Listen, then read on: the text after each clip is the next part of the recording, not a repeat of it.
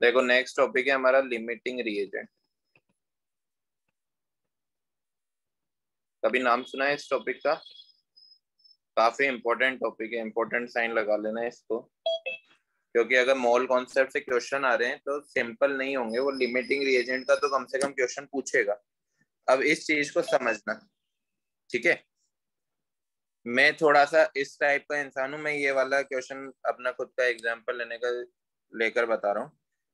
ये मैं हूँ, ठीक है। सुदीप सर हैं आपके। ये क्या करते हैं, ये हमेशा है ना अपने पसंद की ही सब्जी खाते हैं, और जितनी वो रोज खाते हैं वो फॉलो करेंगे कि वो रोज ही उतनी खाएंगे। जैसे मैं रोज है ना 1 बाउल सब्जी खाता हूँ, मैंने क्या किया, 1 बाउल सब्जी खाई, और इसके साथ में 4 रोटी खाता हूँ, ठीक है। बट एक दिन क्या हुआ कि है ना, एक दिन हमारे घर पे मैंने लेट खाना खाया, लेकिन उस दिन क्या हुआ, हाफ बाउल ही सब्जी बची। तो हाफ बाउल सब्जी के लिए तो मैं ओनली 2 रोटी खाऊंगा ना, 2 रोटी को तो छोड़ दूंगा, ऐसे ही भूखा सो जाऊंगा उस दिन, ठीक है। तो ये हाफ बाउल सब्जी खत्म हो गई, इस वजह से मैं सारी रोटी नहीं खा पाया, राइट। तो इसको मैं क्या बोल रहा हूँ, इसको बोल रहा हूँ लिमिटिंग रिएजेंट। क्या बोल रहा हूँ मैं? Limiting reagent. मतलब जो, जब हम केमिकल रिएक्शन कर रहे हैं ना, जो पहले खत्म हो जाता है उसको हम क्या बोलते हैं, लिमिटिंग रिएजेंट। अब मैंने 4 चपाती में से 2 चपाती खा ली है, तो बाकी की 2 चपाती को हम क्या बोलेंगे, एक्सेस रिएजेंट। क्या बोलेंगे? Access reagent. बात समझ आई? लिमिटिंग रिएजेंट क्या होगा, कोई हम 2 रिएक्टेंट ले रहे हैं, ए प्लस बी, ये बना रहा है 2AB, ऐसा कुछ बना रहा है, ठीक है। मैं यहाँ पर लिख देता हूँ A2+2B। इस रिएक्शन को बैलेंस कर दिया। अब जैसे हमें दिख रहा है कि इसका 1 मोल इसके 2 मोल के रिएक्ट करके इसके 2 मोल बनाता है, दिख रहा है। अब मुझे इन दोनों के 5 मोल और इसके भी 5 मोल दे दिए। बताओ कौन पहले खत्म हो जाएगा? इसके 5 मोल ले दिए, इसके 5 मोल ले दिए, पहले ये खत्म हो जाएगा ना, क्योंकि इसके तो 2.5 मोल ही इसके 5 मोल से रिएक्ट कर लेंगे, पहले ये खत्म हो जाएगा। तो इसके जो बाकी के 2.5 मोल है, ये तो अनरिएक्टेड बच जाएंगे। बोलो, समझ आया? Yes sir. एक बात यस समझो, सर। मैं ये बोल रहा हूँ स्टोइकियोमेट्री अच्छे से समझ गए थे ना हम, कि इसका 1 मोल इसके 2 मोल के साथ रिएक्ट करता है। अब हमें क्वेश्चन में क्या किया है कि दोनों के 5-5 मोल दे दिए। तो देखो यहाँ तो 1:2 के रेशियो में रिएक्शन हो रही है ना, तो इसके 2.5 मोल ही इसके 5 मोल से रिएक्ट करेंगे, बाकी के 2.5 तो अनरिएक्टेड ही पड़े रहेंगे। उसमें तो कोई कोई है ही नहीं उसके बाद रिएक्टेंट जिससे वो रिएक्ट करे। तो जो पहले खत्म हो गया उसको हम क्या बोलेंगे, लिमिटिंग रिएजेंट बोलेंगे। और जो बच गया, जो अनरिएक्टेड बचा, उसको हम क्या बोलेंगे, एक्सेस रिएजेंट बोलेंगे। बात समझ आई है ना? समझे? Yes sir. यस। चलो लिमिटिंग रिएजेंट की डेफिनेशन लिखो।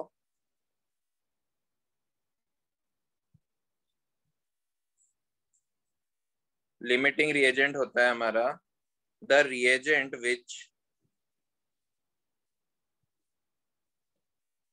is consumed earlier in a reaction। जो पहले ही कंज्यूम हो जाता है उसको हम क्या बोल रहे हैं, लिमिटिंग रिएजेंट बोल रहे हैं।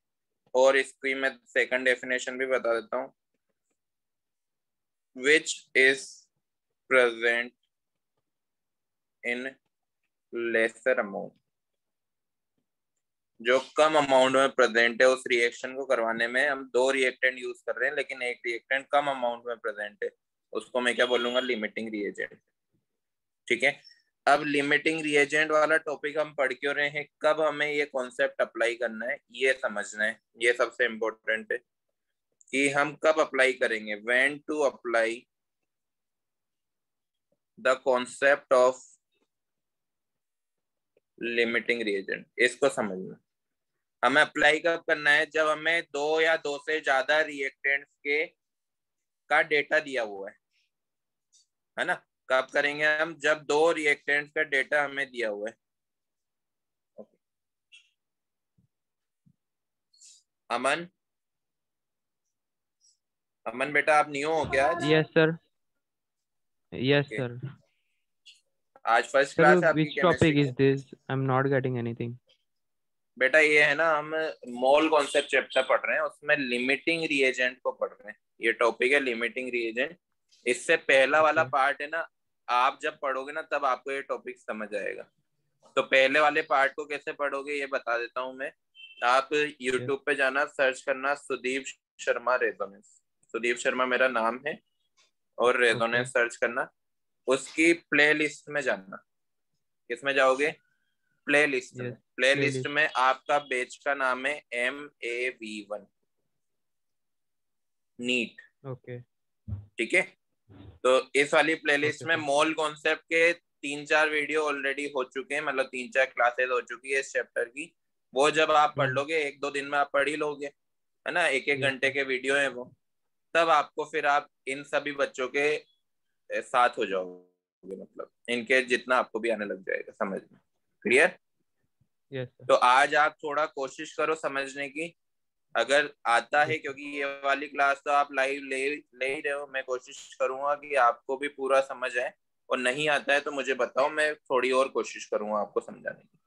नाम लिख लिया आपने? क्या Okay सर। यूट्यूब पे सर्च करना है सुदीप शर्मा रेजोनेंस, जिसके सुदीप। हाँ। रेजोनेंस, सुदीप शर्मा रेजोनेंस, जिसमें रेजोनेंस के ही वीडियो डले हुए हैं, यही वाले वीडियो रिकॉर्ड हो रहे हैं। क्लियर? Okay। Yes sir. देखो, अब लिमिटिंग रिएजेंट कब यूज करना है? लिमिटिंग रिएजेंट यूज करना है when the amount of two or more reactants are given in question। Question में अगर 2 या 2 से ज्यादा रिएक्टेंट के अमाउंट दिए हुए हैं, तब हमें कुछ नहीं कर सकते, हम लिमिटिंग रिएजेंट ही यूज करेंगे। Then apply the concept of limiting reagent. समझ आ गया कब अप्लाई करना है? जैसे हमारी रिएक्शन है A+B गिव्स C, हमें इसका भी दे रखा है X, इसका भी दे रखा है Y, दोनों के मोल्स या दोनों के ग्राम्स या दोनों के वॉल्यूम हमें दिए हुए हैं, दो का डेटा हमें दिया हुआ है, तो फिर हम LR के कॉन्सेप्ट से ही उसको यूज करेंगे। समझ आ गया? LR के कॉन्सेप्ट से ही उसको सोल्व करेंगे। समझ गए कब यूज करना है ये वाला कॉन्सेप्ट? अब सेकंड क्वेश्चन आता है, how to apply. Limiting reagent को कैसे अप्लाई करने वाले? ठीक है, तो इसमें मैं कुछ स्टेप वाइज हम सोल्व करेंगे। पहली स्टेप तो है कि हम उसकी है ना बैलेंस केमिकल रिएक्शन लिखेंगे। Right a balance chemical reaction. Question में भी वही रिएक्शंस आएगी जो ऑलरेडी आपने कई बार पढ़ रखी है, आपको याद हो जाएगी जब आपका एग्जाम आएगा तब तक। ऐसी कोई नई रिएक्शन नहीं आने वाली। ठीक है, नई रिएक्शन कब आएगी? जब आपका POSC को अप्लाई करना पड़ेगा। क्लियर? जैसे कोई रिएक्शन है N2 + H2 गिव्स NH3, ये हमको क्वेश्चन में दे दी, तो सबसे पहला काम क्या है? इसको बैलेंस करना। तो इसको सिंपली हम बैलेंस कर देंगे, N2 + 3H2 गिव्स 2NH3। तो ये हमने बैलेंस कर दिया। क्लियर है यहाँ तक? Aastha, Aditi, Advait? Yes sir. Yes sir. Clear है कैसे अप्लाई करना है? पहली स्टेप ये है कि उसको बैलेंस करेंगे रिएक्शन को लिख के। कर दो इरेज, लिख लिया सभी ने ये? Yes sir. Yes sir. 1 minute. ये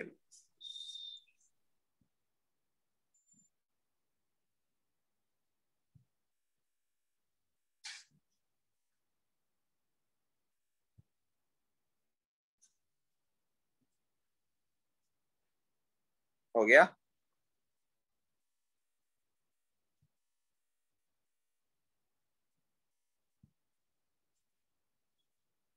हो गया बच्चों? यस। Yes sir. चलो स्टेप 2 में क्या करेंगे? स्टेप 2 में हम सभी के मोल्स कैलकुलेट कर देंगे, जो भी हमें डेटा दिया हुआ है। वॉल्यूम दिया हुआ है तो भी हम मोल्स कैलकुलेट कर सकते हैं, ग्राम्स दिया हुआ है, वेट दिया हुआ है तो भी मोल्स कैलकुलेट कर सकते हैं। वो तो फॉर्मूला हमको तीनों फॉर्मूले पता है अच्छे से, तो हम क्या करेंगे, दोनों या तीनों रिएक्टेंट के मोल्स कैलकुलेट कर लेंगे। Each reactant from given data. ठीक है, जैसे क्वेश्चन में मुझे N2 + 3H2 gives 2 NH3 के दोनों का डेटा दिया हुआ था, तब मैंने अप्लाई किया था। मान लो इसका मैंने कैलकुलेट किया है 3 मोल और इसका कैलकुलेट किया है 5 मोल। ठीक है, वो कैलकुलेट करना आता है आपको। गिवन मास दिया हुआ है तो given mass upon molar mass, तो मोल्स आ जाएगा। वॉल्यूम दिया हुआ है STP पे, तो वॉल्यूम अपॉन 22.4, तो मोल्स आ जाएंगे। ठीक है, कर लोगे ना। स्टेप 3 में हम करेंगे divide the moles of each reactant bye its stoichiometry coefficient and the least value will be LR। तीसरी स्टेप में क्या करेंगे हम, जो इनके स्टोइकियोमेट्रिक कोएफिशिएंट है ना, क्या होते हैं स्टोइकियोमेट्रिक कोएफिशिएंट, जो ये आगे नंबर लिखा हुआ है, यहाँ पर कुछ भी नहीं है तो 1 है, ये 3 है, ये 2 है, इनसे इनके मोल को डिवाइड कर देंगे। तो यहाँ पर 3/1 आएगा, यहाँ पर 3/5 आएगा। छोटी वैल्यू किसकी आई है, 3/5 की, तो ये क्या हो जाएगा हमारा LR हो जाएगा। समझ गए। स्टेप 1 क्या थी, केमिकल रिएक्शन को बैलेंस करना।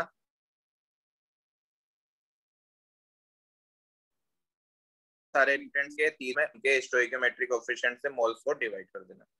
हो जाएगा यहाँ तक। अब तो हमारा पूरा क्वेश्चन ही सॉल्व हो गया। स्टेप 4 है all the product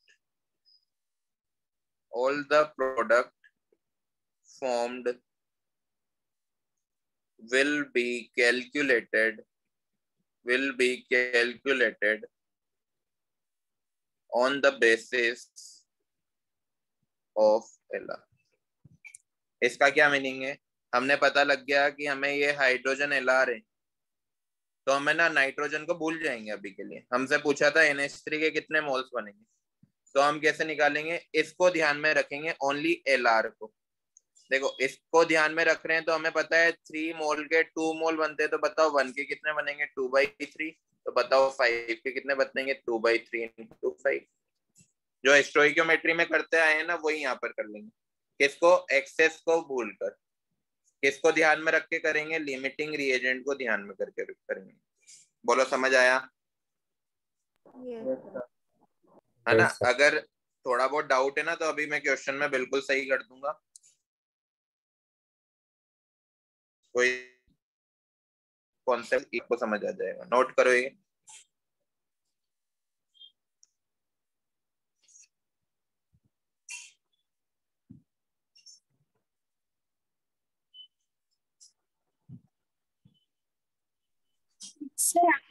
किया,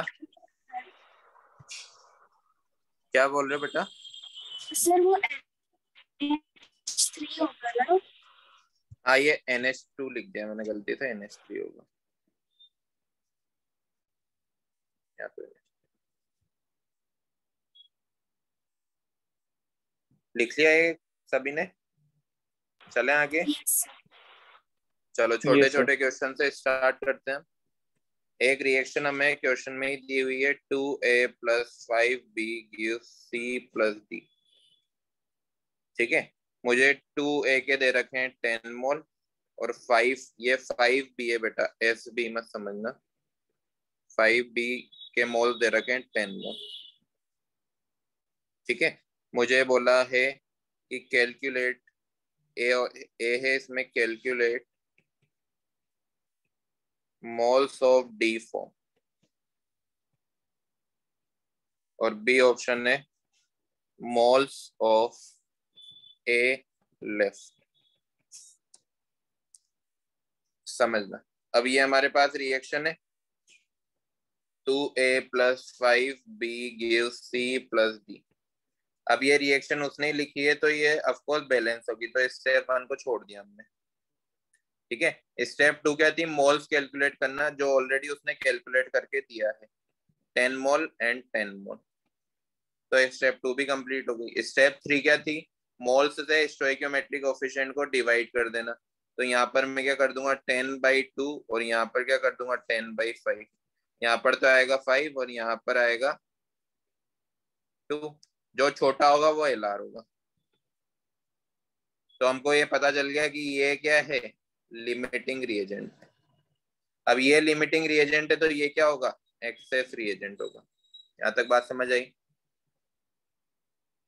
समझे ना लिमिटिंग रिएजेंट के बारे में? अब हम जो भी कैलकुलेशन करेंगे, ये जो कैलकुलेशन करी है इसको भूल जाओ। किसको? इसको। ये किसी काम की नहीं है, ये बस ये फाइंड करने के लिए हमने की कि लिमिटिंग रिएजेंट है कौन। ठीक है। अब इसके बेसिस पे हम स्टोइकियोमेट्री लगाएंगे। बताओ 5 मोल ऑफ बी से, 5 मोल ऑफ बी से डी कितना बनता था, 1 मोल ऑफ डी बनता था। तो बताओ 1 मोल ऑफ बी से कितना बनेगा, 1/5। बताओ 10 मोल ऑफ बी से कितना बनेगा, 1/5 इंटू 10। तो कितना आंसर आ जाएगा, 2 मोल। बोलो समझ आया? बोलो। Yes, सभी sir. को आया समझ में? भाविका समझ आया?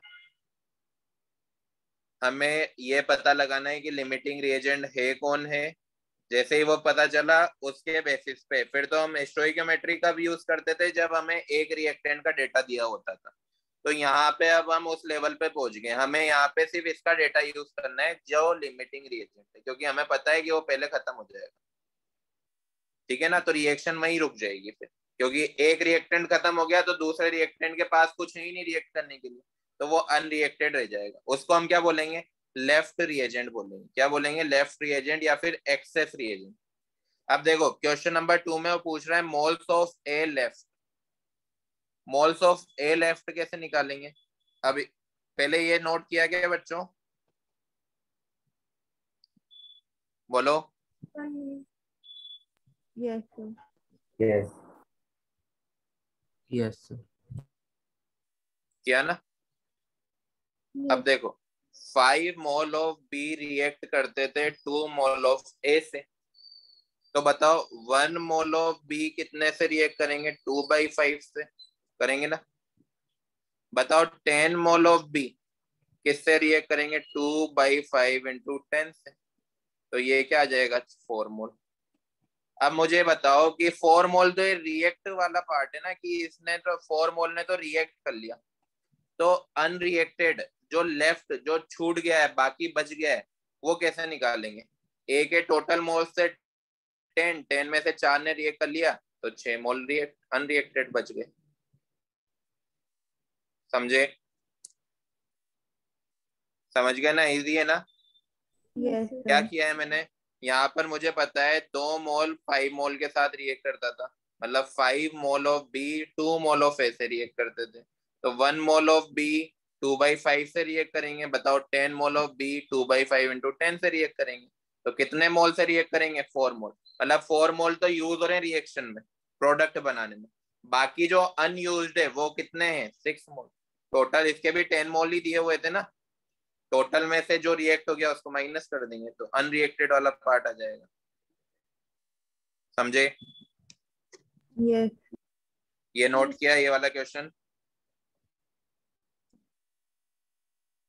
बोलो। Yes, हार्दिक sir. समझ आ रहा है बेटा? Hardik, Pritesh Yes, sir. Yes, sir. Note किया है? ये नोट किया, ये वाला नोट करो।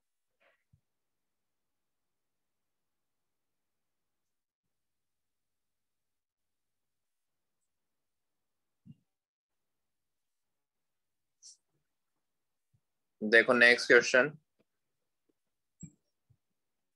Mg plus O2 gives MgO। ये रिएक्शन दे रखी है। ऑन स्टार्टिंग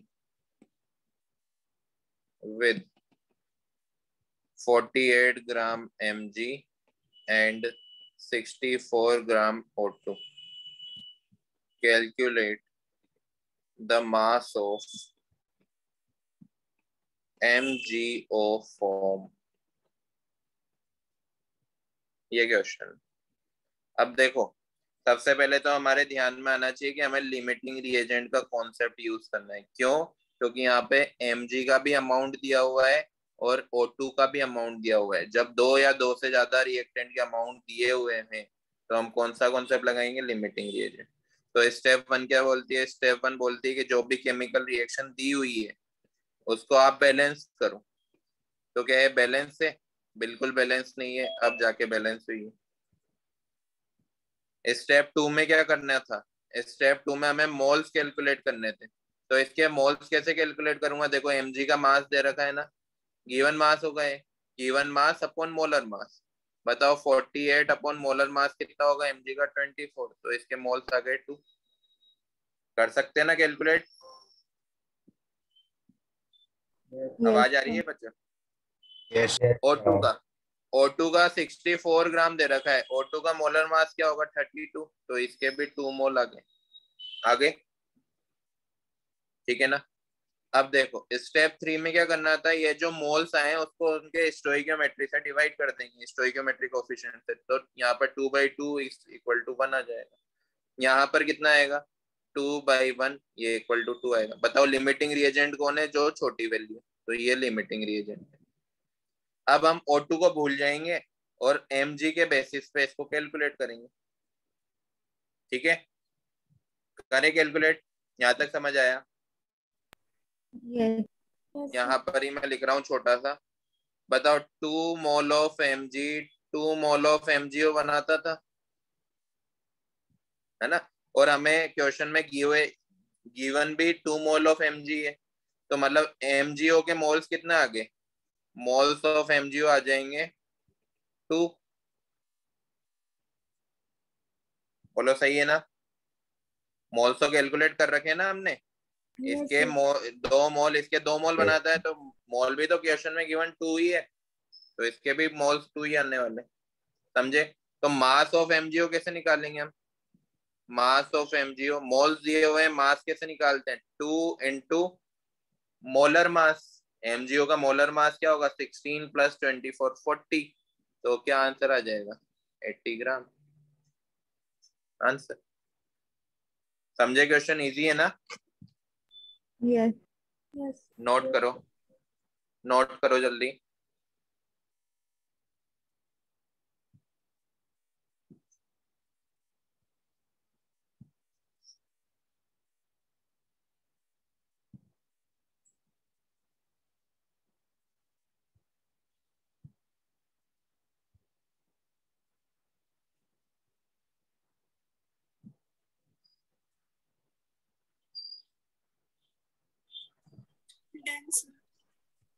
कर दो इरेज, हो गया सभी का? Yes. Yes, sir. Yes, sir.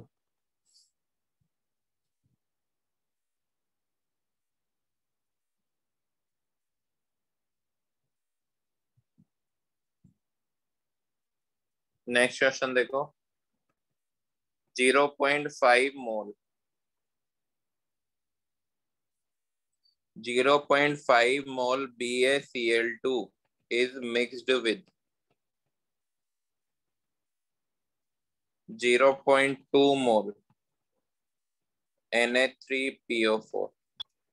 बेटा यूट्यूब पे हम वीडियो है ना कुछ ही दिन डालेंगे, क्योंकि अभी नए नए एडमिशन हो रहे हैं, उनके लिए हम यूट्यूब पे वीडियोस डाल रहे हैं ताकि वो भी कवर कर सके पुराना। ठीक है, तो उनका पूरा यूज करो आप उन वीडियोस का। जो भी टॉपिक आपको समझ नहीं आ रहे उनको वापस से देखो कि कैसे समझाया था मैंने। जो भी आप बार बार बोल रहे हो तो उनको एक दो बार रिवाइज करो।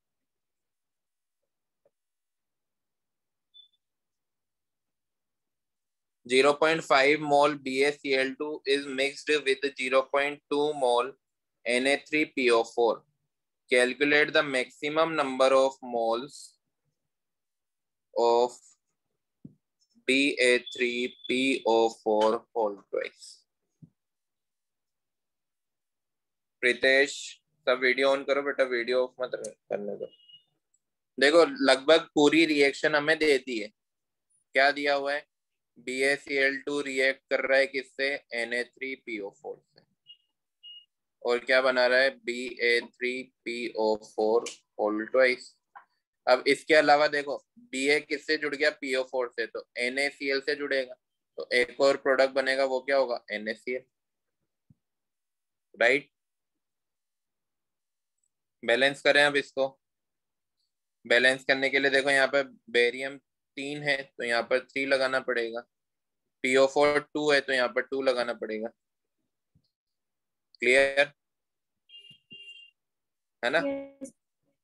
अब यहाँ पर क्लोरीन 6 हो गए हैं और सोडियम भी 6 हो गए हैं, तो यहाँ पर 6 लगा दूंगा मैं, और तो सब बैलेंस हो गया। तो स्टेप 1 तो हो चुकी है हमारी, स्टेप 1 जिसमें बैलेंसिंग करनी थी।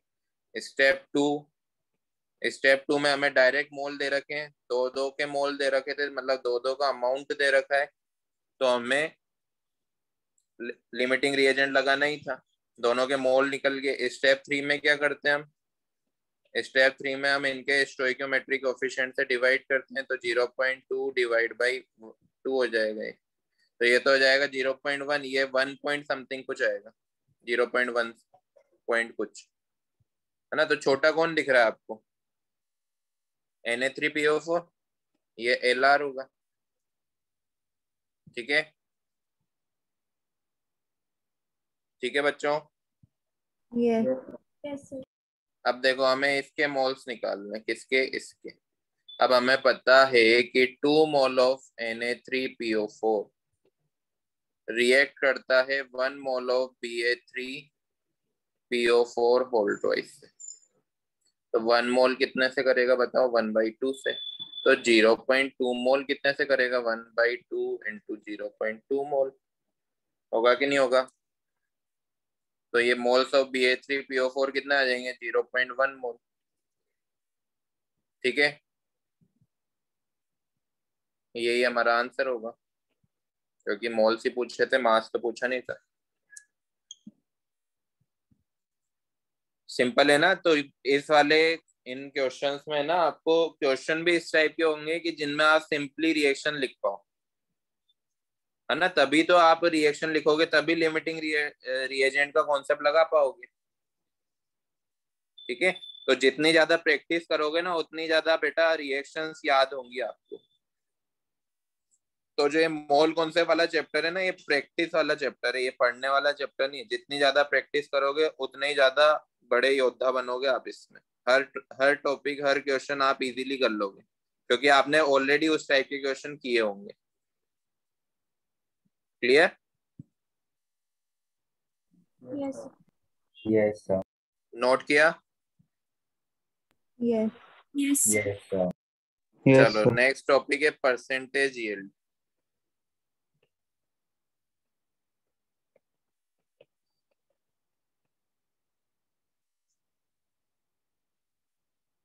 देखो इसका एक सिंपल सा फॉर्मूला होता है परसेंट यील्ड का, एक्चुअल या फिर experimental yield divide by theoretical yield.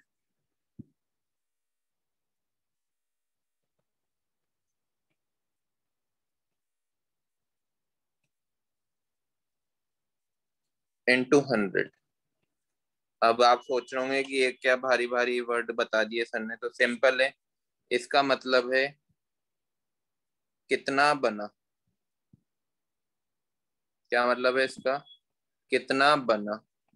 मतलब एक्चुअल में जब रिएक्शन करवा रहे थे, वो क्वेश्चन में बताएगा कि इतना प्रोडक्ट बना है, इतना प्रोडक्ट फॉर्म हुआ है। ये है ना, हमेशा हमेशा तो नहीं, लगभग 90% केस में गिवन होगा क्वेश्चन में, ठीक है। और थ्योरेटिकल यील्ड क्या है, जो हम हमारे स्टोइकियोमेट्री से बताते हैं। जैसे हमने बोला कि 2 mole of 1 mole of N2 is react with 3 mole of H2 to give 2 mole of NH3।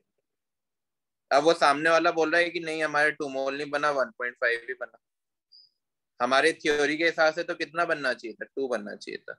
उसके हिसाब से जब उसने एक्सपेरिमेंट किया तो कितना बना, 1.5 बना। तो यील्ड कैसे निकाल लेंगे, 1.5 divide by 2 into 100।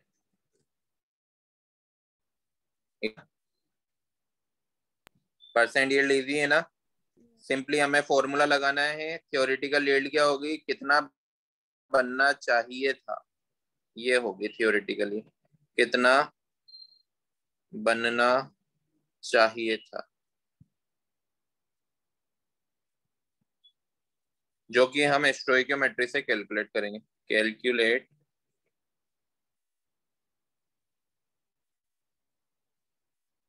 From stoichiometry. ठीक है, क्वेश्चन करें, समझ आ गया ना क्या होगा percent yield. Yes, sir. Yes. चलो Yes, sir. एक क्वेश्चन करते हैं। The mass of CO2 produced on heating 20 gram CaCO3 is 4 gram. Calculate the percent yield of the reaction.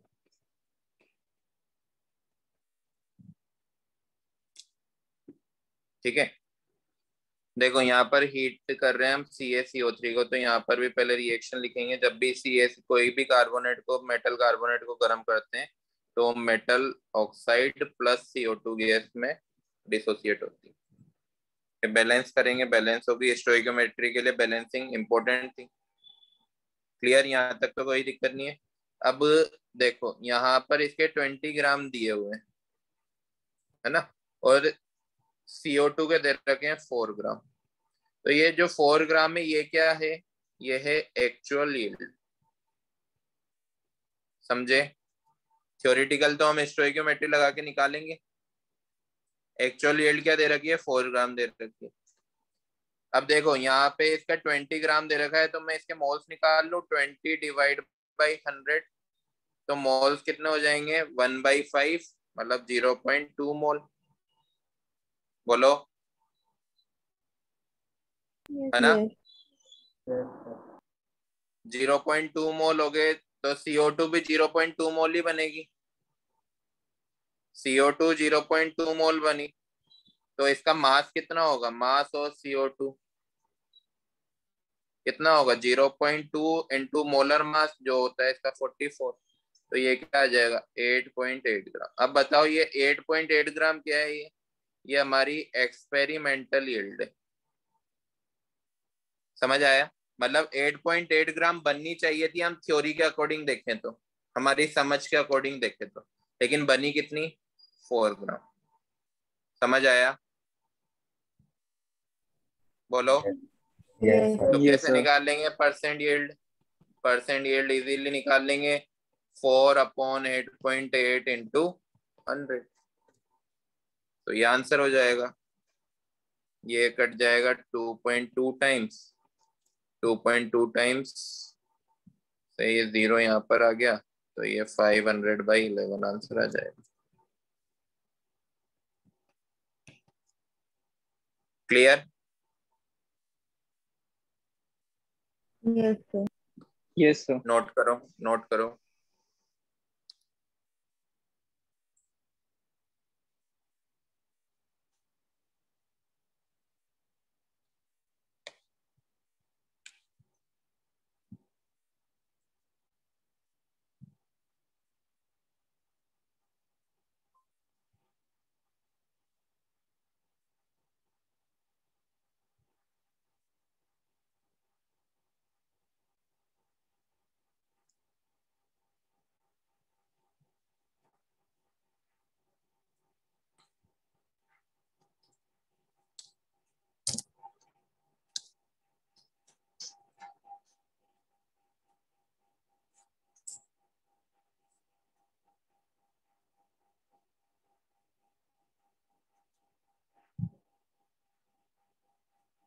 हो गया,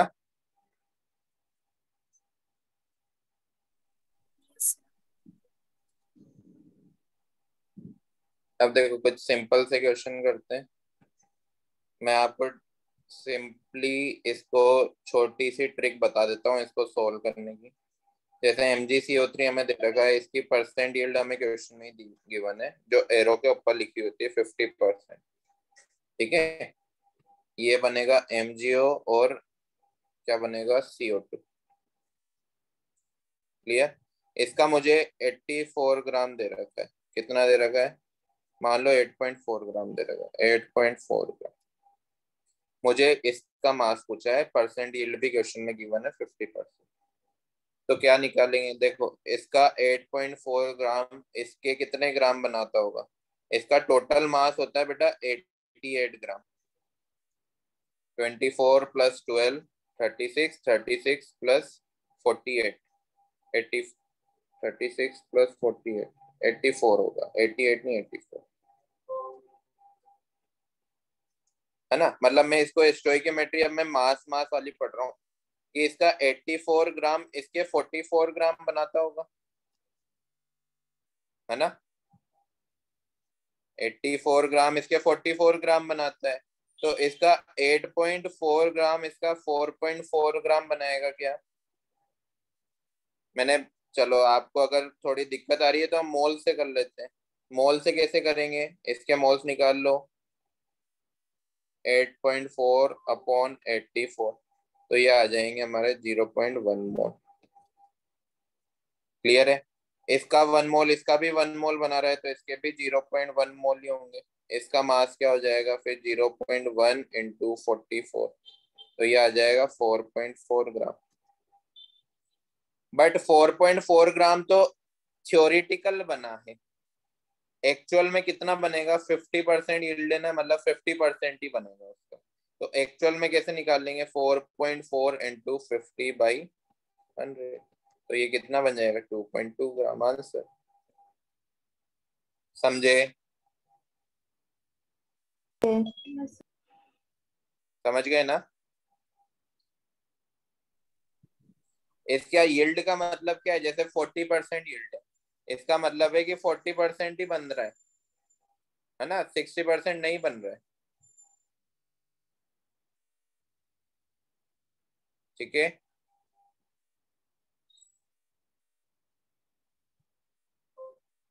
यस देखो आपको छोटा सा मैं बताता हूँ। अगर हमें रिएक्टेंट दिया हुआ है, रिएक्टेंट एंड प्रोडक्ट पूछा है, परसेंट यील्ड दी हुई है, तो परसेंट यील्ड को है ना मल्टीप्लाई करेंगे जब रिएक्टेंट से प्रोडक्ट निकालना है, इनटू परसेंट यील्ड। परसेंट की जगह हम क्या कर देंगे? अपॉन 100 कर देंगे। अगर प्रोडक्ट दिया हुआ है और रिएक्टेंट पूछा है, तो हम डिवाइड कर देंगे परसेंट यील्ड को। इसको अभी क्वेश्चन के टर्म में मैं सोल्व करना सिखाता हूँ। अगर जैसे यहाँ पर रिएक्टेंट का अमाउंट दिया हुआ था, हमसे प्रोडक्ट पूछा था, तो हमने रिएक्टेंट के अमाउंट में से प्रोडक्ट का अमाउंट निकाला और उसको मल्टीप्लाई कर दिया परसेंट यील्ड से। मतलब परसेंट यील्ड मतलब यहाँ पर 50% यील्ड थी, तो 50/100 से मल्टीप्लाई कर। ठीक है, हमें प्रोडक्ट का अमाउंट दिया हुआ है, तो हम क्या करेंगे? रिएक्टेंट का अमाउंट निकालेंगे और उसको डिवाइड कर देंगे परसेंट यील्ड से। समझ रहे हो क्या है ये? समझ रहे हो? यस सर यस क्वेश्चन में अच्छे से समझ आएगा, मैं समझाता हूँ, आप ये नोट करो बस एक बार।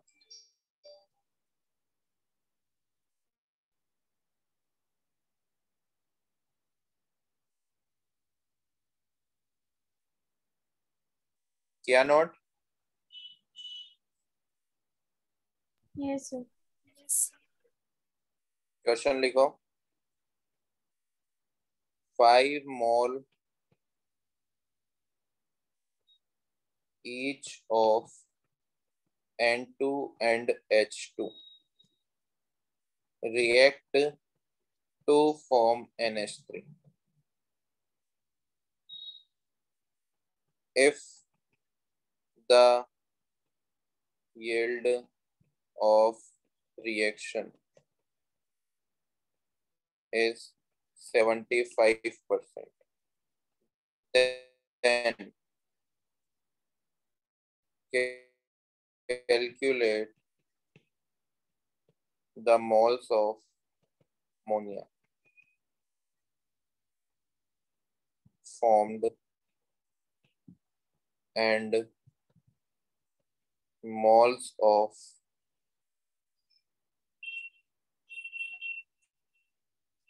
excess reagent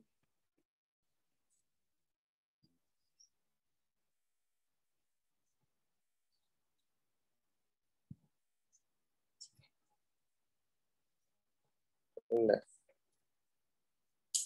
ठीक है, क्वेश्चन समझना। हमें N2 और H2 को रिएक्ट करने को बोल रहा है वो, और क्या प्रोडक्ट बन रहा है NH3। ये रिएक्शन तो याद हुई होगी आपको, 2 + 3H2 gives 2NH3। दोनों के 5 मोल है, इसके भी 5 मोल है, इसके भी 5 मोल है। अब बताओ, जब भी दो का अमाउंट दिया होता है तो क्या यूज करते हैं हम? Limiting reagent. याद है ना? अभी किया। हमेशा क्या करेंगे? लिमिटिंग रिएजेंट को यूज करेंगे जब भी दो का अमाउंट दिया हुआ, दो रिएक्टेंट का अमाउंट दिया हुआ। तो यहाँ पे मोल्स दिए हुए हैं, तो ये स्टेप 2 तो हो ही चुकी है। स्टेप 3 में क्या कर देते हैं हम? मोल्स को डिवाइड कर देते हैं स्टोइकियोमेट्रिक कोफिशिएंट से। तो यहाँ पे 5/3, तो मतलब लिमिटिंग रिएजेंट कौन आया? ये आया। अमोनिया का हमसे क्या पूछा है? मोल्स पूछे। अब देखो, अमोनिया के मोल्स 3 मोल H2 बनाते हैं 2 मोल अमोनिया। तो बताओ 1 मोल H2 कितने बनाएंगे? 2/3। बताओ 5 मोल ऑफ H2 कितने बनाएंगे? 2/3 × 5, मतलब 10/3 मोल। ठीक है, लेकिन ये क्या है? ये तो थ्योरिटिकल है, ये तो हमने थ्योरी से निकाला है। यहाँ पे क्या है? यील्ड भी दे रखी है ना। अब देखो, हमने रिएक्टेंट से क्या निकाला है? प्रोडक्ट निकाला है। रिएक्टेंट से प्रोडक्ट निकालते हैं तो हम मल्टीप्लाई क्या कर देते हैं? परसेंट यील्ड को। तो इसको किससे मल्टीप्लाई कर दूंगा? परसेंट यील्ड को, मतलब 75/100। समझे? बोलो। ये कट हो जाएगा और ये कट हो जाएगा 25, मतलब कितने बनेंगे? ओनली 2.5 मोल बनेंगे। 0.5। तो NH3 का आंसर क्या आ जाएगा? 2.5 मोल बने। N2 left. N2 कितना बच गया है? तो उसमें तो हमें परसेंट यील्ड दी हुई नहीं है, तो जितना बच गया उतना ही बचेगा ही सी। वो कैसे निकालेंगे? देखो, मैं यहाँ पे बता रहा हूँ, अभी नोट कर लें। 3 मोल ऑफ H2 रिएक्ट करता था 1 मोल ऑफ N2 से। तो 1 मोल ऑफ H2 कितने से करेगा? 1/3 से। और 5 मोल ऑफ H2 कितने से करेगा? 5, 1/3 × 5 से। तो ये तो क्या हो गया? 5/3 मोल्स तो रिएक्ट किए हैं, 5/3 मोल्स तो रिएक्ट हुए हैं। लेफ्ट कितने? लेफ्ट कैसे निकालेंगे? टोटल मोल से माइनस कर देंगे। तो लेफ्ट, एक्सेस रिएजेंट लेफ्ट कैसे निकालेंगे? टोटल मोल्स इसके भी 5 थे, तो 5 - 5/3। तो ये क्या हो जाएगा? ये हो जाएगा 10/3। समझे? ये वाला पार्ट समझ आएगा नहीं आया? सच्ची सच्ची बताओ, आया? Yes sir. थोड़ा सा भी डाउट नहीं यस है? सर।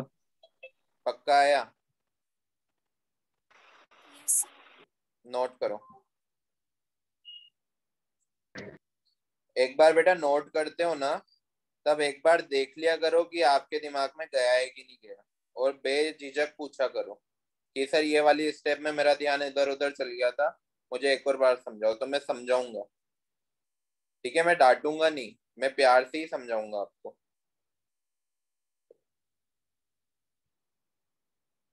आई ना? हर स्टेप समझ आई? Aastha, Bhavika, Sharvil, Hardik, yes sir. Yes, sir. Sami, yes sir. Video on कर लो।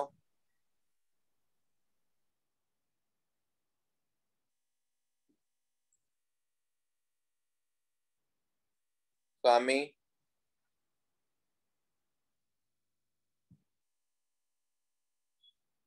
Yes sir.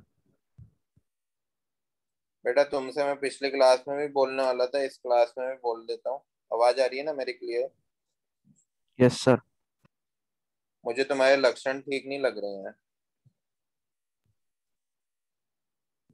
समझ रहे हो क्या बोलना चाह रहा हूँ? अभी तो स्टार्टिंग है, आप अभी से थोड़े ऐसे रहोगे कि not interested, not interested type के, तो बेटा कुछ नहीं होना फिर। है ना। अभी से ही थोड़ा सा समझो कि आपका फ्यूचर आप क्या देखना चाहते हो, आपके हाथ में है। ठीक है, थोड़ा सीरियस होके पढ़ो, क्योंकि मैं आप बीच में लेफ्ट करके चल जाते हो, फिर 15-20 मिनट बाद आते हो, फिर आधी क्लास में रहते ही नहीं हो। ऐसे तो ना पढ़ाई होती है बेटा। आप बोलोगे इंटरनेट कनेक्शन स्लो है, तो ये मेरी दिक्कत है क्या? ये तो आपको खुद को सोचना चाहिए कि आपको पढ़ना है तो आप किसी ना किसी तरह से अच्छा इंटरनेट कनेक्शन का कहीं ना कहीं से जुगाड़ करोगे। सुन रहे हो क्या बोल रहा हूं मैं? Yes sir.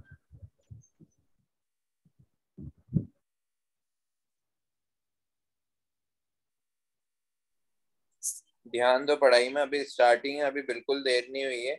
अभी से आपने मन बना लिया ना कि आपको क्या अचीव करना है, तो आप वो करके रहोगे। लेकिन शुरू से ही कि आगे पढ़ेंगे, अभी तो ना एग्जाम है, एग्जाम होगी कि अभी नहीं होगी हमें क्या पता, तो फिर कुछ नहीं होना बेटा, कुछ भी नहीं होना, मैं लिख कर दे देता हूँ। लेकिन आपने अभी से सोच लिया कि एग्जाम हो या ना हो, मैं मुझे तो उसके लिए प्रिपेयर होना ही है। बेटा कुछ भी हो जाए, 12th के एग्जाम नहीं होंगे ज्यादा से ज्यादा, पूरी से पूरी कंडीशन में। नीट के तो पिछले साल भी हुए थे, इस साल भी हुए, अभी इस संडे को ही पेपर था। तो कॉलेज कैसे मिलेगा आप तैयारी नहीं करोगे तो, है ना। समझ आ रही है क्या बोलना चाह रहा हूं मैं? हो गया क्वेश्चन बच्चों? Yes, sir. Yes, sir. Next question है, calculate the mass of MgCO3 required to produce 2.24 liter CO2 at STP with 50% yield of reaction.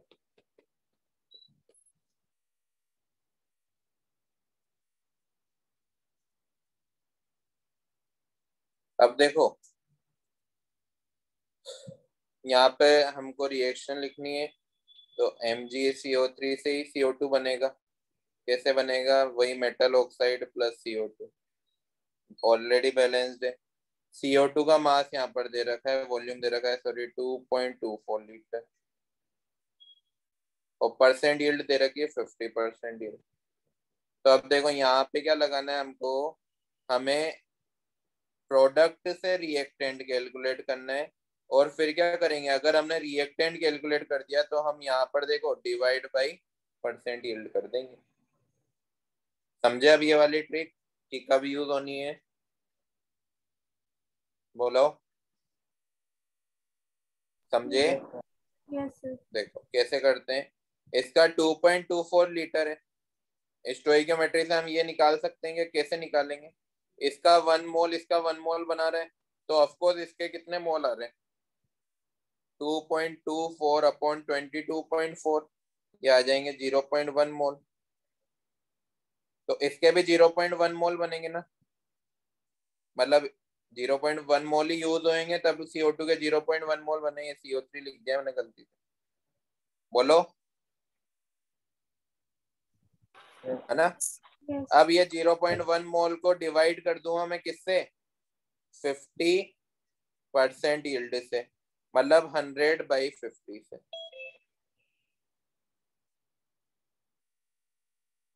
Clear? Yes, sir. 100/50 से डिवाइड करूंगा तो ये आ जाएगा हमारा 1/5, मतलब 0.2 मोल। ये आंसर हो जाएगा।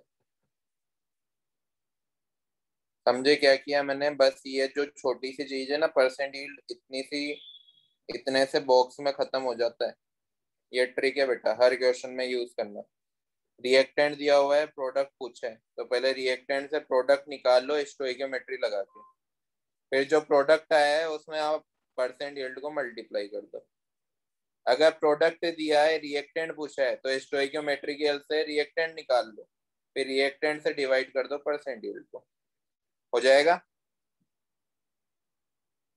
इजी है कि Yes, नहीं? sir. Yes, sir. नोट करो, ये आंसर है बेटा, ये आंसर है।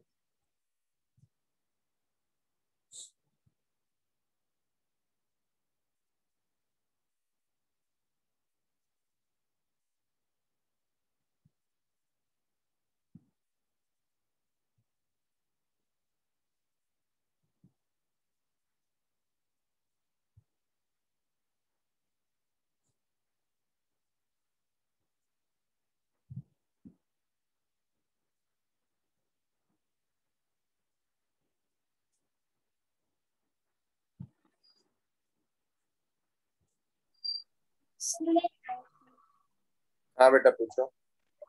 सर आपने मोर आंसर में लिखा है कि मास कैलकुलेट करना है। बेटा आवाज कट हो रही है, आपको किसी को क्लियर आवाज आ रही है? No sir. No, sir. No sir.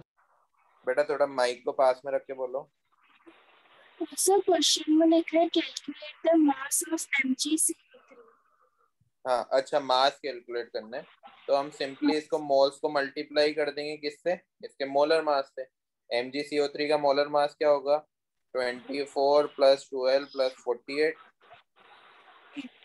ठीक है, 60 + 24 कितना हो जाएगा? 84। तो 0.2 को 84 से मल्टीप्लाई कर दो।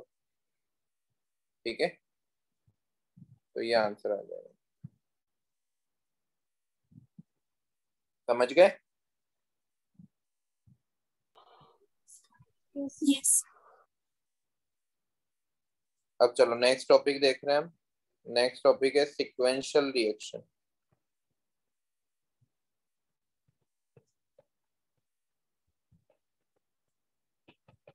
पहले मैं ये बता देता हूँ कि सिक्वेंशियल रिएक्शन होता है किस टाइप के क्वेश्चन है। हमें 3-4 रिएक्शन दी हुई होगी, जैसे A + B बना रहा है C। अब इस C को ही हम यहाँ यूज कर रहे हैं और उसमें D मिला रहे हैं, तो ये बना रहा है E + F। अब मैं इस F को ही यहाँ यूज कर रहा हूँ और बना रहा हूँ इससे G।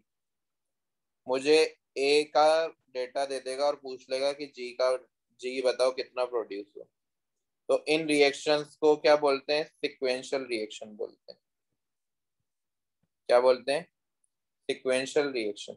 हमें किसी एक का डेटा देगा, उस डेटा की हेल्प से ए से हम क्या निकाल लेंगे? सी से हम क्या निकाल लेंगे? एफ, और एफ से हम क्या निकाल लेंगे? जी। बट इतना टाइम हमें वेस्ट नहीं करना है, हम तो सिंपली क्या करेंगे, इस सबको ऐड करेंगे, इन तीनों की एक रिएक्शन बनाएंगे, स्टोइकियोमेट्री लगाएंगे और आंसर निकाल लेंगे। देखो क्वेश्चन के टर्म में मैं समझाता हूँ कैसे करना है। ये तो समझे कि क्या है सिक्वेंशियल रिएक्शन? Yes, बोलो, sir. चलो क्वेश्चन लिखो। ZnS plus O2 gives ZnO plus SO2। इसको बैलेंस कर रखा उन्होंने। 2ZnS plus 3O2 gives 2ZnO plus 2SO2। Second reaction is ZnO plus H2SO4 gives ZnSO4 plus H2।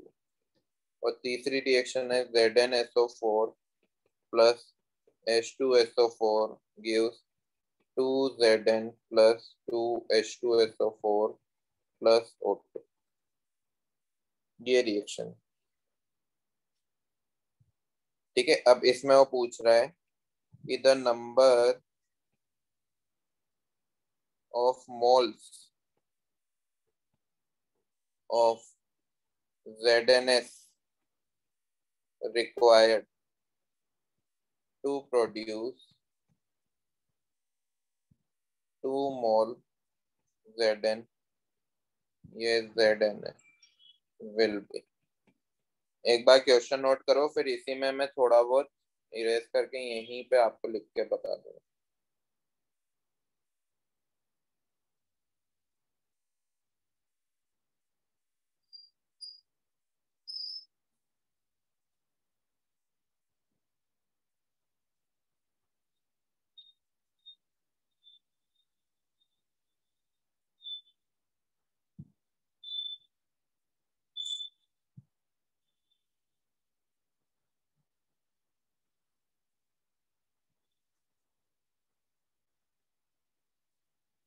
किया नोट बच्चों?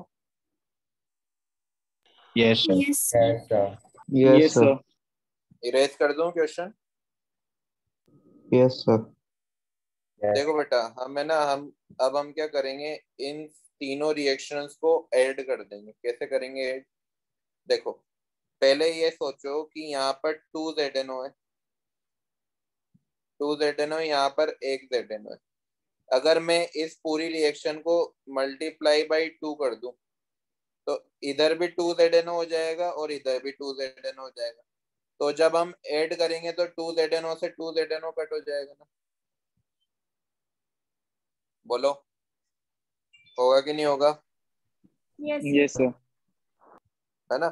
यहाँ पर देखो ZnSO4 है और यहाँ पर 1 ZnSO4 है ना? तो ये वाला तो 2 ZnSO4 हो जाएगा। जब, चलो मैं पहले 2 से मल्टीप्लाई कर देता हूँ पूरी रिएक्शन को। मैंने क्या किया, इक्वेशन 2 को 2 से मल्टीप्लाई कर दिया, तो यहाँ पर भी 2 आ जाएगा। मैं यहीं पर लिख रहा हूँ, आपको दोबारा तीनों इक्वेशन लिखनी है, याद रखना, वरना जब आप रिवीजन करोगे ना तो आप सोचोगे कि ऐसे ही दी हुई थी। समझ रहे हो ना? ये तीनों इक्वेशन दोबारा लिखना। 2 यहाँ पर भी आ जाएगा, 2 यहाँ पर भी आ जाएगा, 2 यहाँ पर भी आ जाएगा।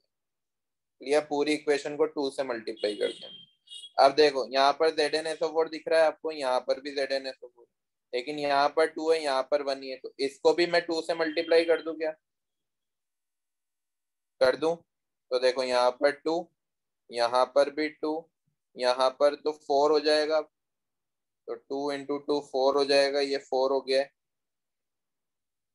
यहाँ पर भी 4 हो जाएगा, H2SO4 में भी 4 हो जाएगा।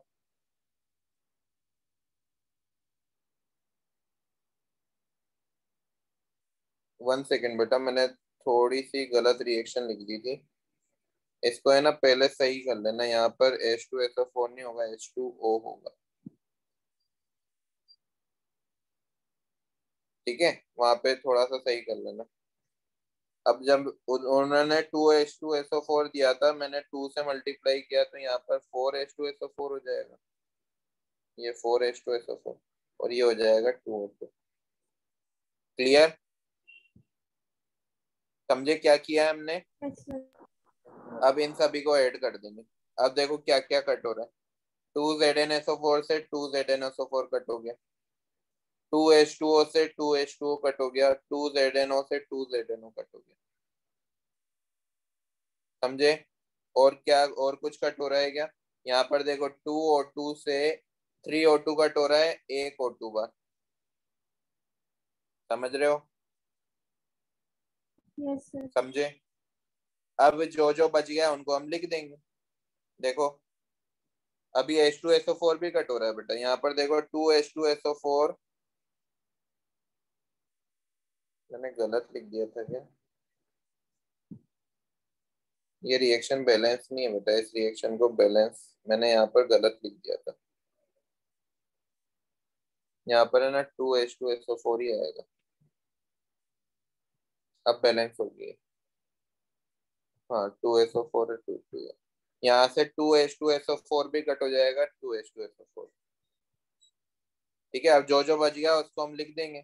देखो, रिएक्टेंट साइड क्या बच रहा है? रिएक्टेंट साइड बच रहा है 2ZnS प्लस O2। क्लियर? इसके अलावा तो ZnSO4 से ZnSO4 भी कटे। इसके अलावा तो कुछ नहीं है। अब प्रोडक्ट साइड क्या बच रहा है? 4Zn बच रहा है और प्लस 2SO2 बच रहा है। तो ये हमारी फाइनल रिएक्शन हो गई है। क्लियर है? Yes, sir. Yes, sir. अब देखो, इसके sir. मुझे 2 मोल दिए हुए हैं। कितने दिए हुए हैं? 2 मोल क्वेश्चन में।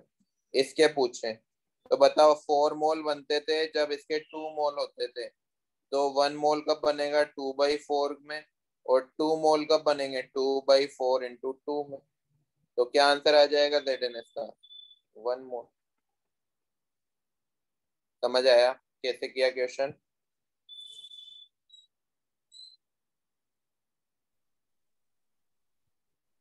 Yes. बेटा थोड़ा सा है ना, ये मैंने इक्वेशन को ठीक से बैलेंस नहीं किया है, आप इसको बैलेंस कर लो। यहाँ पर Zn है ना 2 ही होगा, बैलेंसिंग गलत हो रही। यहाँ पर देखो 4, 2 ही तो Zn है, 2 ही जिंक है, तो यहाँ भी 2 ही जिंक होने चाहिए, 2 ही जिंक, तो यहाँ पे भी 2 ही जिंक होने चाहिए। रिएक्शन को बैलेंस ठीक से कर लेना, मैंने जल्दी जल्दी में गलती कर दी। तो इसके 2 मोल इसके 2 मोल से ही रिएक्ट करेंगे, तो इसका आंसर भी क्या आएगा, 2 ही आएगा। ये इसका आंसर है। एक और बार समझा देता हूँ मैं क्या कर रहा है हमने। 4 तरह की रिएक्शन होगी, तीनों चारों को हम इस तरह से मल्टीप्लाई डिवाइड करके लिखेंगे कि हमारे रिएक्टेंट दूसरी वाली रिएक्शन के प्रोडक्ट से कट हो जाए। ठीक है, फिर हमने बैलेंसिंग कर कुरा के इस तरह से हम एक फाइनल रिएक्शन बना लेंगे और उसमें स्टोइकियोमेट्री लगा के आंसर निकाल लेंगे। सिंपल है, होगा क्या, बोलो। Yes sir.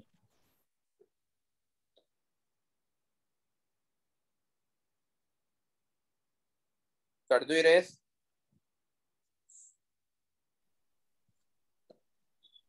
यस। ये बेटा ये वाली जो रिएक्शन है ना, इसको ठीक से बैलेंस कर लेना। ये मैंने बैलेंसिंग में गलती कर दी, यहाँ पर ठीक से बैलेंस नहीं है, ये O2 ही है, ये भी O2 ही होगा, है ना। ठीक से बैलेंस कर लेना, मैंने आपको तरीका समझाया है, सही आप कर लेना क्वेश्चन। कर दी रेस। Yes sir. Yes, चलो sir. नेक्स्ट टॉपिक जो इस चैप्टर का सबसे इम्पोर्टेंट टॉपिक है, concentration terms. Concentration terms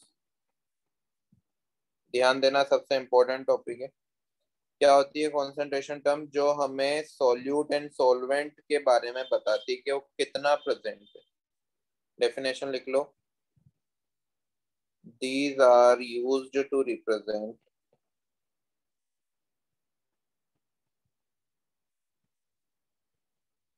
the amount of solute and solvent present in a solution.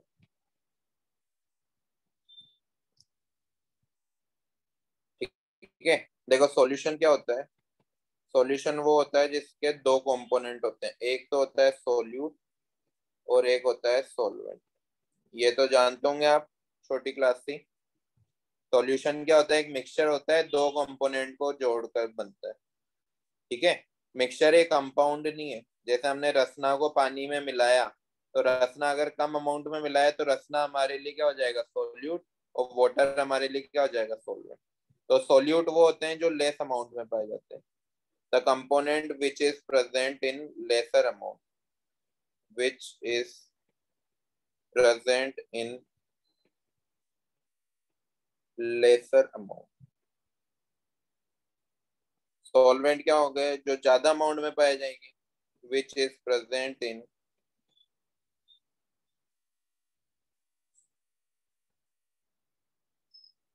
Larger amount. Clear है, क्या होता है सॉल्यूट, क्या होता है solvent.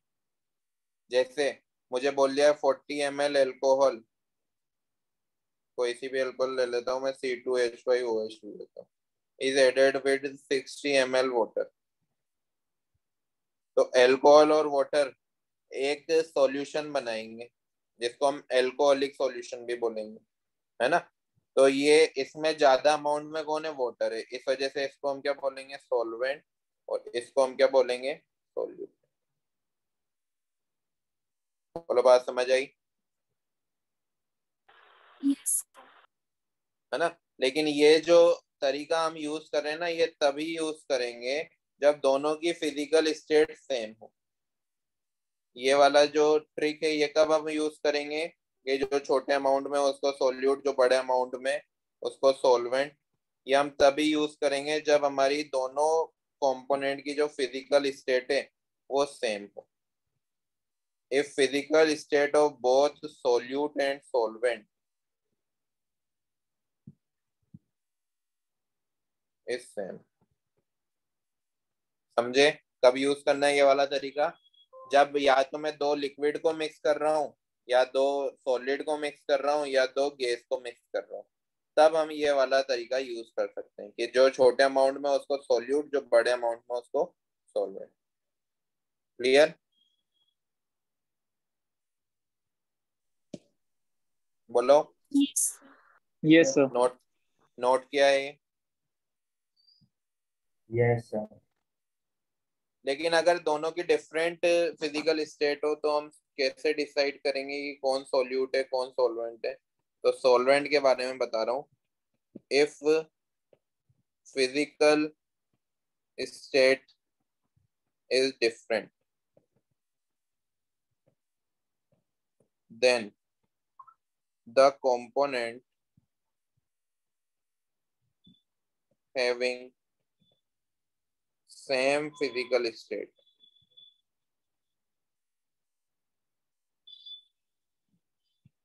as that of final solution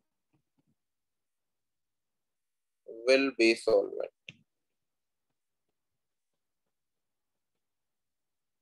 इस चीज को समझना, जैसे हमने ए गैस को मिलाया बी लिक्विड से और हमारा बना है सी लिक्विड, तो हमारा जो बी है वो सॉल्वेंट होगा। अब बी सॉल्वेंट है तो ए क्या होगा? सॉल्यूट होगा। बात समझे? क्या किया? अगर दोनों की फिजिक जो कंपोनेंट हम मिक्स कर रहे हैं वो कंपोनेंट, यहाँ पर मैं ए भी लिख देता हूँ, सी तो नहीं लिखूंगा, ए भी लिखूंगा। जो कंपोनेंट हम यूज कर रहे हैं वो डिफरेंट फिजिकल स्टेट में, जैसे यहाँ पर एक गैस था एक लिक्विड था, तो हम कैसे सॉल्वेंट का पता लगाएंगे कि जो हमारी सॉल्यूशन की फिजिकल स्टेट है ना, वही हमारी सॉल्वेंट की फिजिकल स्टेट होगी। समझे? जैसे CO2 को हमने वाटर में मिलाया, CO2 क्या थी? गैस थी, वाटर क्या था? लिक्विड था। ठीक है, भले ही CO2 मैंने ज्यादा मिला दिया है ना, मान लो कि ये मैंने 100 ml मिला दिए और ये मैंने 50 ml ही मिलाया, तो अब मैं ऐसा नहीं बोलूंगा कि H2O हमारा सोल्यूट हो गया, CO2 हमारा सॉल्वेंट हो गया। वो कम ज्यादा वाला ट्रिक नहीं लगाएंगे हम देखेंगे कि क्या बना है। यहाँ पर बना है H2CO3 और उसकी फिजिकल स्टेट है लिक्विड। ठीक है, तो H2CO3 की फिजिकल स्टेट थी लिक्विड, तो हम H2O को क्या बोलेंगे? अब H2O को बोलेंगे हम सॉल्वेंट, और CO2 को क्या बोलेंगे हम? सॉल्यूट। बात समझ आई? Yes. है ना? तो वो वाला का भी यूज करना है। वैसे 95% केसेस में हम वही ट्रिक यूज करेंगे, क्योंकि ज्यादातर जो सॉल्यूट कॉन्सेंट्रेशन यूज होगी ना वो सेम फिजिकल स्टेट में देंगे रिएक्टेंट्स को, तो हम वही यूज करेंगे कि जो कम अमाउंट में है उसको सॉल्यूट बोलेंगे, जो ज्यादा अमाउंट में उसको हम सॉल्वेंट बोलेंगे। क्लियर है? Yes, ठीक है sir. ना? नोट करो। Yes, sir. नोट किया? Yes, So sir. 1 minute.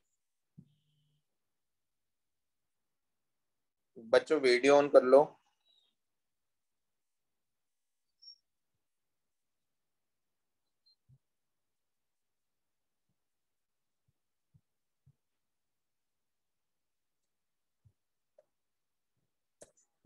Sharvil समझ रहे हो? Sharvil, Pritesh, Yes, sir. अमन थोड़ा बहुत Yes. समझ आ रहा है बेटा?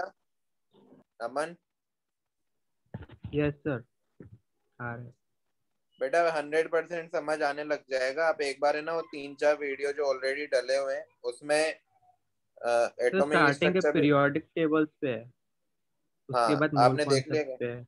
हाँ पीरियोडिक टेबल हाँ भी मैं आप देख पढ़ सकते हो, लेकिन वो बाद में पढ़ना, पहले मोल ओके कॉन्सेप्ट पढ़ना है, क्योंकि ये आगे जो हम क्लास में पढ़ रहे हैं वो भी आपको समझ आने लग जाए।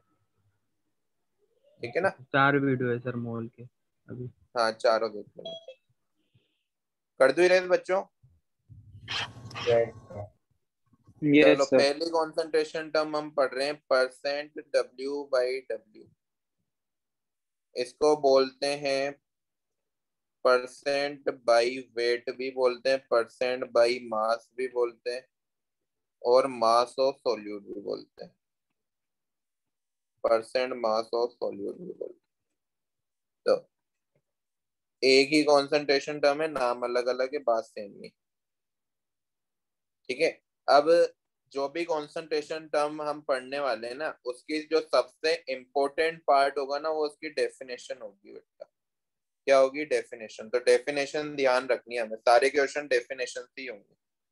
क्या है इसकी definition? The mass of solute present in 100 ग्राम, मैं इसको येलो पेन से लिख देता हूं, आप अंडरलाइन कर लेना। 100 ग्राम ऑफ सॉल्यूशन। क्या मीनिंग है इसका? The mass of solute present in 100 gram of solution. Simple सा फॉर्मूला है W/W परसेंट का। देखो ऊपर भी W है तो ऊपर हमेशा वेट आएगा, वेट ऑफ सोल्यूट। ऊपर हमेशा सोल्यूट का वेट आने वाला है। नीचे भी W है, मतलब नीचे भी वेट ही आएगा, किसका? सॉल्यूशन का, इनटू 100। ये इसका सिंपल सा फॉर्मूला हो जाएगा। क्लियर है? Yes. Yes, sir. अब जैसे हमें एग्जांपल में दे रखा है 40% W/W NaCl। इसका क्या मतलब है? इसका मीनिंग हमें इस इम्पोर्टेंट डेफिनेशन से समझना है। इसका मतलब है कि जो NaCl है उसका मास कितना है? 40 ग्राम है। क्या है मास? 40 ग्राम। और जो सॉल्यूशन है, सॉल्यूशन का मास कितना हो जाएगा? 100 ग्राम। समझे? मतलब हमें सिर्फ क्वेश्चन में वो ये दे देगा, उससे हमें ये दोनों डेटा को डिराइव करना आना चाहिए। समझ आ गया? कहां से डिराइव किया? इस डेफिनेशन से।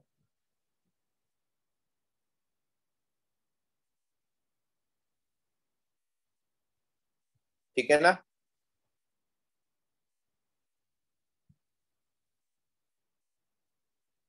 अगर क्वेश्चन में डेंसिटी गिवन है, if density is given, density of solution is given, ठीक है, तो मैं क्या कर सकता हूं? मैं वॉल्यूम ऑफ सॉल्यूशन निकाल सकता हूं। कैसे निकालूंगा? ये जो 100 ग्राम हमारा सॉल्यूशन था उसको डिवाइड कर दूंगा डेंसिटी से, तो ये हमारा क्या हो जाएगा? वॉल्यूम ऑफ सॉल्यूशन हो जाएगा। क्योंकि डेंसिटी का क्या फॉर्मूला होता है? पढ़ा था ना हमने, है ना? Mass upon volume.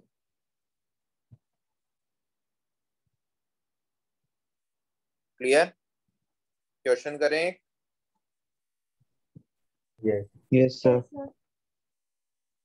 ये इसका इसका ये जो डेफिनेशन है, ये समझ आई कि नहीं आई?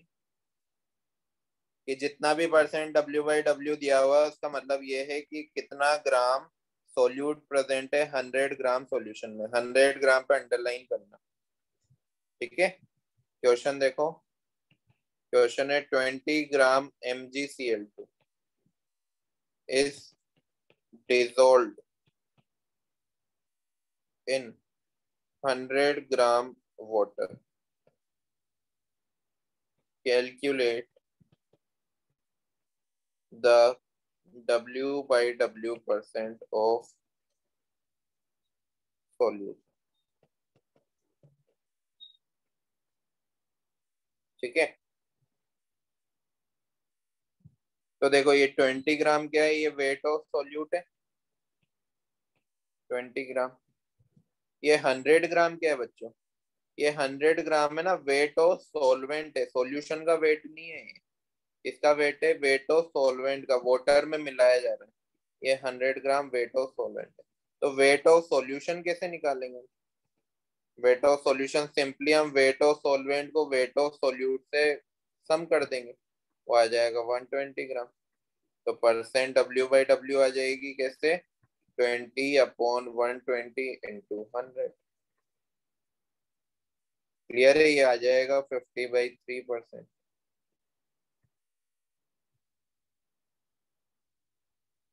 ठीक है ना? समझ गए? Yes, sir. Yes, sir. Second type की कॉन्सेंट्रेशन टर्म है %W/V ऑफ सोल्यूट। %W/V का मीनिंग क्या है? Mass of solute. ऊपर W है ना, तो mass of solute present in. नीचे क्या है? V है। V मतलब वॉल्यूम। Present in. अब वॉल्यूम की यूनिट हम ml लेंगे। 100 ml ऑफ सॉल्यूशन। मैं वापस से बोल रहा हूँ, हर कॉन्सेंट्रेशन टर्म की ये डेफिनेशन काफी इंपॉर्टेंट है। बार बार क्वेश्चन इन डेफिनेशन से ही होने वाले।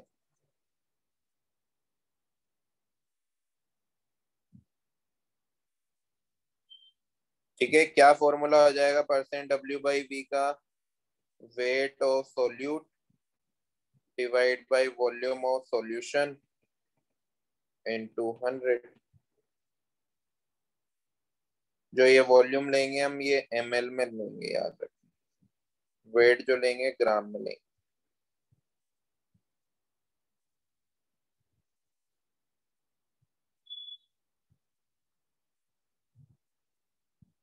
सिंपल है ना? जो नाम है कॉन्सेंट्रेशन टर्म का, वही हमारा फॉर्मूला है और उसी के अकॉर्डिंग हमें डेफिनेशन याद रखनी है।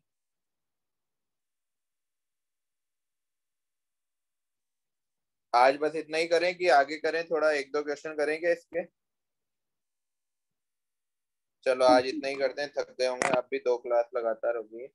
एक और क्लास है क्या इसके बाद? No sir. No, sir. No, sir. चलो थोड़ी देर आराम करो, फिर रात को रिवीजन करना इसका और एक्सरसाइज करने की कोशिश करना।